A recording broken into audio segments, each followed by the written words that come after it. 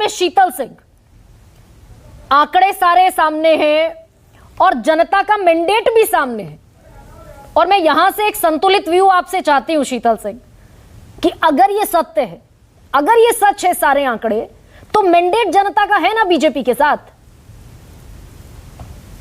देखिए, ऐसा है कि वो मैंडेट पिछला है। इस चुनाव में नए मैंडेट के लिए काम हो रहा है।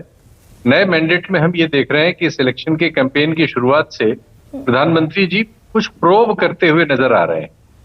उन्हें लग रहा है कि मुद्दा क्या बनाए।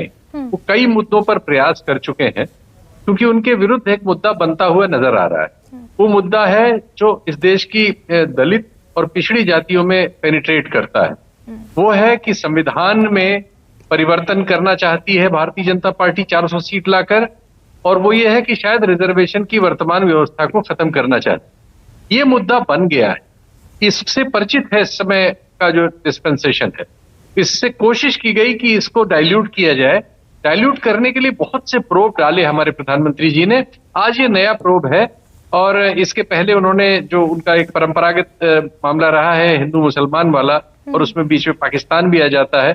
फिर उन्होंने आर्थिक इश्यूज को मुसलमानों से जोड़ के उसमें ये सब किया कि मुस्लिम लीग का जो पुराना रहा है इस बारे में जो आधारभूत ढांचा, वो इनके घोषणा पत्र का आधार बिंदु है।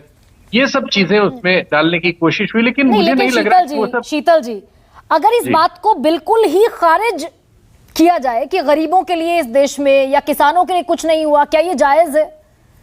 चाहे जनधन योजना हो, बैंक अकाउंट की योजना हो, किसान सम्मान निधि हो, एमएसपी भी लगातार बढ़ी रही है, क्या ये जायज है कि गरीबों के लिए, किसानों के लिए कुछ नहीं हुआ इस देश में 10 साल में? सब जो भी हुआ वो उद्योगपतियों के लिए हुआ। उसको तुलनात्मक रूप में देखना होगा ना कि उन्होंने कितना दिया है। हाँ। ये सारे लोग डायरेक्ट टैक्स तो देते हैं ना।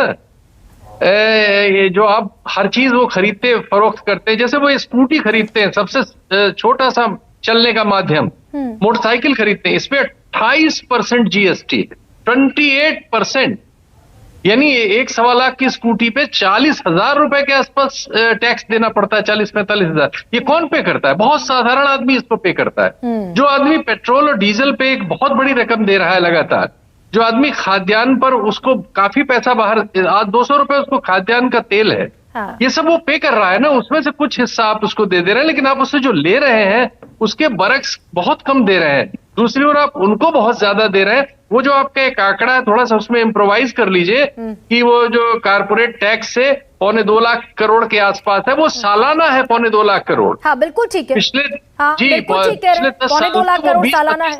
हाँ। जी, तो वो करीब 18-20 लाख करोड़ का वो भी मामला हो जाता है। 15 लाख करोड़ की वो। लेकिन शीतल सिंह, क्योंकि आप तो पत्रकार हैं, तो मैंडेट है ना भारतीय जनता पार्टी के पास? भाई मैंडेट तो पहले तो बिल्कुल है, 19 का मैंडेट है, लेकिन 24 में वो नए मैंडेट के लिए जाते समय और सारे राज्यों में भी अभी हालिया चुनाव हुए, मध्य प्रदेश में मैंडेट मिला, छत्तीसगढ़ में मिला, राजस्थान में मिला, जहां ठीक ठाक तादाद है किसानों की। कर्नाटक में गया, हिमाचल प्रदेश में गया, तेलंगाना में गया, दोनों बातें, मिला भी और गया भी। वो दोनों तरह की सूचनाएं हैं, और अब एक नेशनल मैंडेट के लिए वो मैदान में है। वो मुद्दा प्रोब कर रहे हैं। इस चुनाव में मुद्दा नहीं बन पा रहा है। जैसे 400 पार वाला मुद्दा उन्होंने लगभग छोड़ दिया है, अगर उनके लिए कहा जाए। अब वो उसकी जगह कोई ऐसा मुद्दा चाहते हैं जिससे वो आगे के 4 जो चरण है उसमें उसको लेके सेल कर सकें। तो बहुत सारे मुद्दों को रोजाना नए चीजों को टेस्ट कर रहे हैं। आज वाला मुद्दा कितना प्रोडक्टिव है शीतल सिंह? हम कह भी रहे हैं ना कि चुनाव बड़ा ठंडा है, ढीला चुनाव है। सोशल मीडिया को देखा तो इस मुद्दे के सामने सैम पित्रोदा का एक बयान रखने की कोशिश हुई थी, लेकिन सैम पित्रोदा के बयान को एक्स पर 22,000 से कम वो मिले, और मोदी जी के बयान को 1 लाख से कहीं ज्यादा इंटरवेंशंस मिले। तो मुझे लग रहा है कि वो जो आज बोले हैं वो उनके खिलाफ ज्यादा बड़ा मुद्दा बना है, और अभी की परिस्थितियां बहुत उनके फेवरेबल नहीं मुझे दिख रही हैं।